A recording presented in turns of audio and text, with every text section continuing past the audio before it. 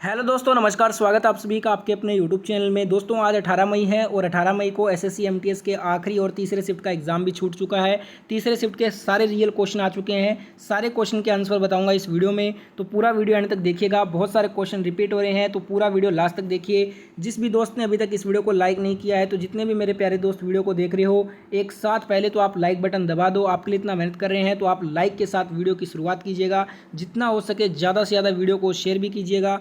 Channel को subscribe करके bell icon को ऑन करके ऑल पे अगर आप सेलेक्ट कर लेते हो तो एमटीएस की सारी नोटिफिकेशन आप तक पहुंच जाएगी। पहला क्वेश्चन आपसे पूछा गया था, प्लेइंग इट माई वे, ये किसकी आत्मकथा है? तो ये दोस्तों भारत के सबसे महान क्रिकेट के बल्लेबाज सचिन तेंदुलकर की आत्मकथा है। सचिन तेंदुलकर इसका राइट आंसर होगा। और सचिन तेंदुलकर से ही एक और क्वेश्चन पूछा गया था। दो क्वेश्चन सचिन तेंदुलकर से आए थे इस शिफ्ट में।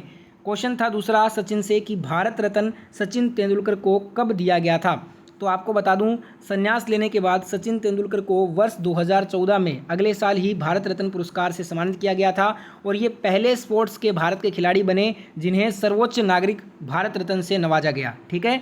अगला क्वेश्चन आया था, 1540 ईस्वी में कन्नौज के युद्ध में कौन हारा था? तो आपको बता दूं, मुगल बादशाह हुमायूं और सूर साम्राज्य के संस्थापक शेर शाह के मध्य कन्नौज में हुआ था भीषण युद्ध। इतिहास में बिलग्राम के नाम से ये दर्ज है। यह युद्ध वर्ष 1540 में लड़ा गया था। इस युद्ध में शेर शाह सूरी ने हुमायूं को बुरी तरह से हरा दिया था। तो हमसे पूछा था कि 1540 ईस्वी में कन्नौज के युद्ध में कौन हारा था? तो राइट आंसर होगा हुमायूं हारा था। जीता कौन था? शेर शाह सूरी।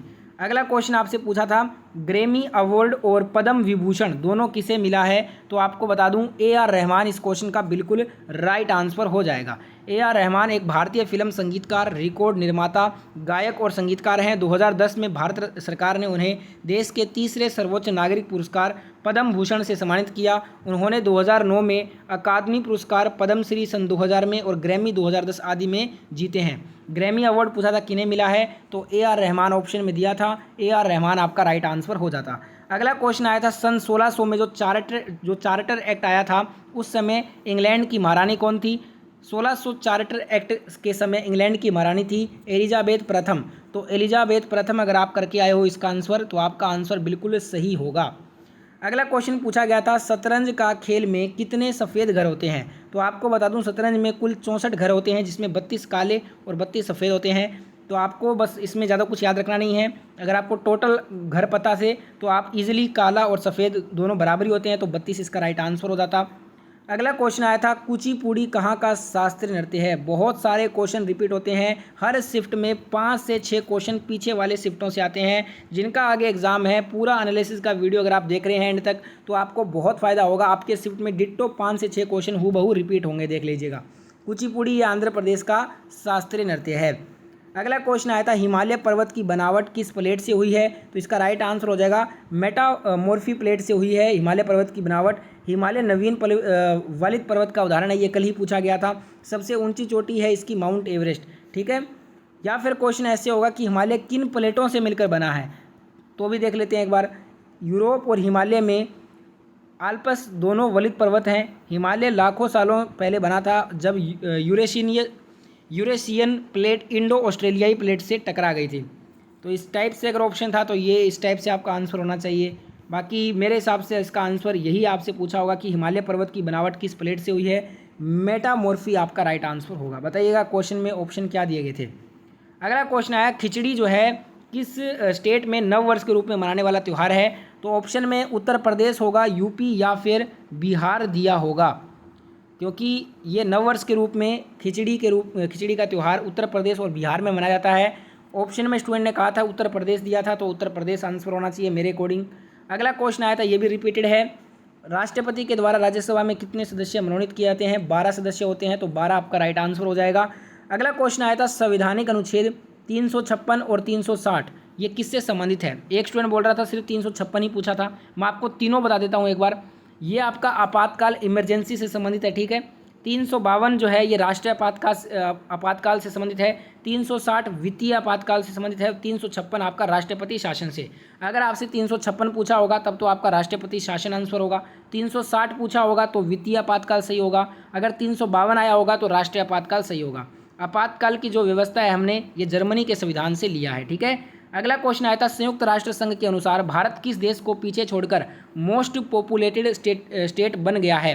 तो आपको बता दूं चाइना को पीछे छोड़ दिया है भारत ने फाइनली, और सबसे ज़्यादा पॉपुलेशन में बन गया है नंबर 1।